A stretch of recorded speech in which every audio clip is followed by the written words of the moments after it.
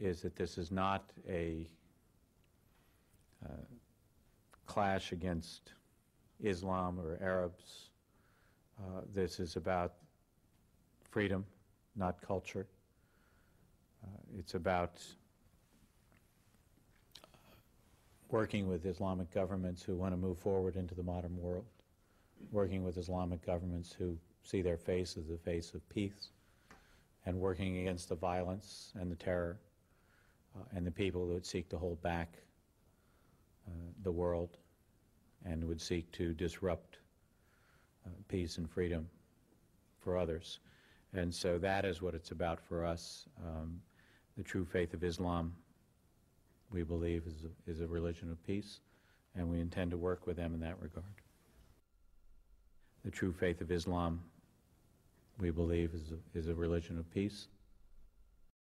Islam has to be known as more than a religion. The idea that Islam is a spiritual religion like, for instance, Christianity, is completely incorrect. It would be incorrect to describe Islam as primarily, let alone solely, a religion. Since its early beginning in Muhammad's lifetime, it has also been a geopolitical project and a system of government, a political ideology, if you will. Islam from its beginnings was both a religion and a system of government.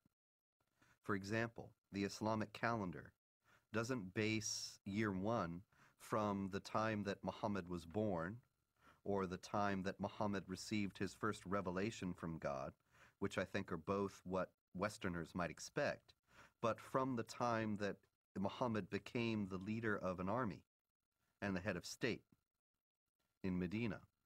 This is the beginning of the Islamic calendar because in the Islamic understanding, Islam is a political and social system as well as an individual faith. In Islam, the separation between temporal, secular, and religious power is not only impossible, it is heretical. Only in the complete blending of all aspects of human activity and all aspects of political and legal functions of the state can we have the caliphate, the properly organized state that is pleasing to Allah. When Westerners think of religion, whether it's Islam, Christianity, Judaism, Hinduism, and all the isms in the world, Westerners think that it's a personal issue. A Buddhist will go to the temple and peacefully worship whatever he does, meditates, contemplates. A Jew goes to a synagogue and does his mitzvot, his good deeds. A Muslim goes to the mosque, pays zakat, alms, or go to the pilgrim al-Hajj in Mecca, or a Christian goes to church on Sunday. They think it's a personal issue, that religion is a personal issue. So when they look at Islam, they compare Islam with the way they understand religions, and that's the first mistake. Islam is not a religion for personal use. Islam is Sharia law. Islam is a form of government to the world first, then to a personal application. It is not just how you pray or whether you pray towards Mecca. It's how you dress. You dress in Arab culture. You speak Arabic. You can't go to heaven unless you pray in Arabic. You can't read the Quran in English and expect to get good deeds to go to heaven. You read the Quran in Arabic. It becomes an imperialistic system that everybody now must speak Arabic, think Arabic, practice the religion in Arabic. It's a form of law, not just in how you eat, but how you get married, how you deal with your government, how you deal with your military, how you deal with the youth, how you deal with women. Every aspect of your life becomes Islam. Everything is Islam. The Jews brought to the prophet a man and a woman from amongst them who had committed adultery. The prophet ordered both of them to be stoned to death near the place of offering the funeral prayers beside the mosque.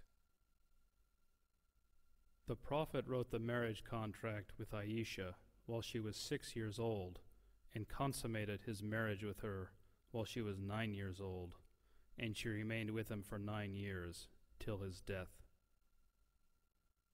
In no way is Islamic Sharia, Islamic government, compatible with Western understandings of human rights and freedom of conscience.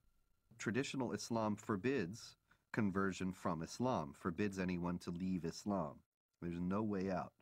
And it forbids Muslims and non-Muslims to live as equals in society. It mandates the second-class status of non-Muslims, forbidding them to hold authority over Muslims, forbidding them to hold certain jobs as a result. It even mandated in history that houses of worship of Jews and Christians were neither to be built or repaired, making the communities relegated to a perpetual state of decline. O you who believe, take not the Jews and the Christians as awliya, friends, protectors, helpers. They are but awliya to one another. And if any amongst you takes them as awliya, then surely he is one of them.